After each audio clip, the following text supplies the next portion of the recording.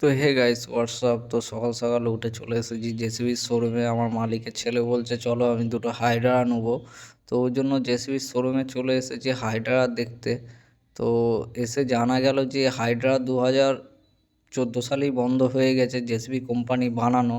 তো ওই জন্য এখানে আর হাইড্রা অ্যাভেলেবেল নেই, এখানে শুধু আছে পগলেন 3DX আর 4DX মেশিন আছে। তো এখানে মেশিনটা পেলাম না, তারপরে ভাবনা চিন্তা নিলাম না অন্য কোম্পানি থেকে দেখতে হবে।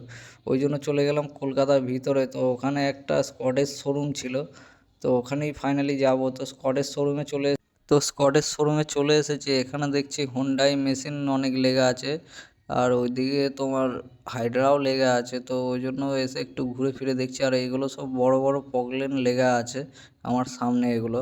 তো এইদিকে ঘোরার পর সেলসম্যানের সাথে কথাবার্তা হলো, তো বললো এখন একটু বাইরে আছি।